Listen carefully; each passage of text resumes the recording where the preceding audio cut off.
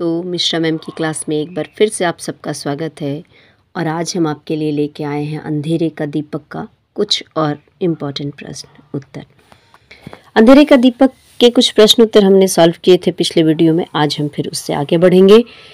तो मेरा पहला यहाँ पे प्रश्न है, अंधेरे का दीपक कविता में कवि ने किन किन उपादानों से मानव के काल्पनिक सुख की तुलना की है? उत्तर होगा, अंधेरे का दीपक कविता में कवि हरिवंश राय बच्चन जी ने मानव के काल्पनिक सुख की तुलना प्रकृति के विभिन्न उपादानों से करते हुए कहा है कि हे मानव, तुम्हारी सुनहरी कल्पना के सुख बादलों के स्वच्छ जल के धोए हुए नीलम पत्थरों की भांति चमकीले नीले आकाश के समान मनमोहक एवं सुंदर थे। तुम्हारे स्वप्नों के सुख मन को आकर्षित एवं मोहित करने वाले थे। वे तुम्हारे काल्पनिक सुख उषाकालीन स्वर्णिम सूर्य की किरणों के समान चमकीले एवं आकर्षण तथा तीक्ष्ण लाल मदिरा के समान मादक थे। तुम्हारी संपूर्ण रंगीन कल्पनाएं नए बादलों के बीच में चमकती हुई बिजली के समान थी। कभी कहते हैं कि निराशा के क्षणों में तुम्हें एक काल्पनिक निर्मल स्रोत का निर्माण कर अपनी प्यास को बुझा लेनी चाहिए। तो अंधेरे के दीपक कविता में कवि हरिवंश राय बच्चन जी ने मानव के काल्पनिक सुखों की तुलना अनेक उपादानों से की है, जिसमें कवि ने मानव की कल्पनाओं को अति चारु एवं मोहक मानकर आशापूर्ण बने रहने की भावना को भी रोशनी दी है। दूसरा प्रश्न है, अंधेरे का दीपक कविता में कवि द्वारा किए गए सुखद क्षणों का वर्णन करें। तो इसका उत्तर हम इस प्रकार लिख सकते हैं कि कवि हरिवंश राय बच्चन जी ने अपने बीते हुए समय के सुखद क्षणों का स्मरण करते हुए कहा है कि अंधकार में दुख तो दूर, उसकी परछाई तक उनकी आंखों के सामने आसपास भी नहीं हुआ करती थी। वे हमेशा प्रसन्न मुद्रा में रहते थे। किसी से बातचीत करने पर चिंता मुक्त मस्ती भरी बातें उनके मुंह से निकला करती थी।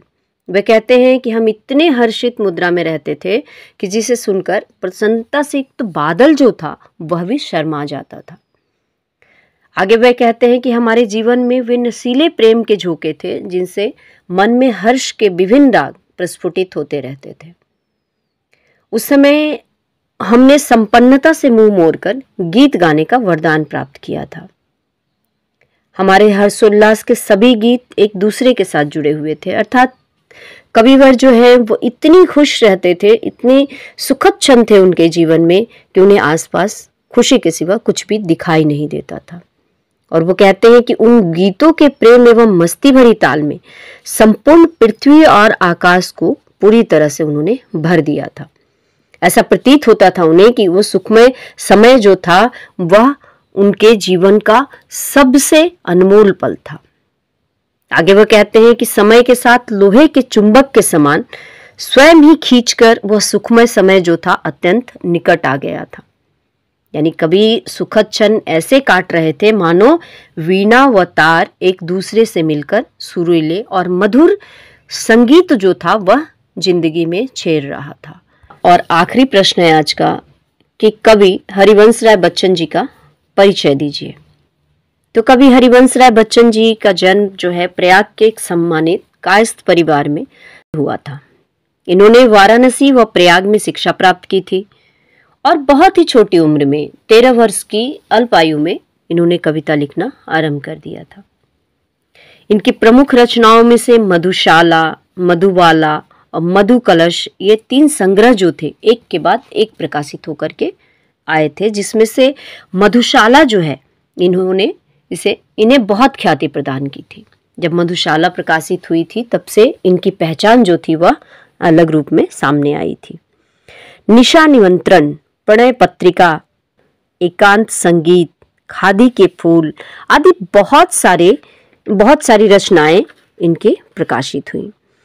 इनकी काव्य रचना 2 चट्टानों के लिए इन्हें साहित्य अकादमी पुरस्कार से सम्मानित किया गया था और सन 1976 में इन्हें पद्म भूषण की उपाधि भी दी गई थी, यानी पद्म भूषण से भी इन्हें अलंकृत किया गया था।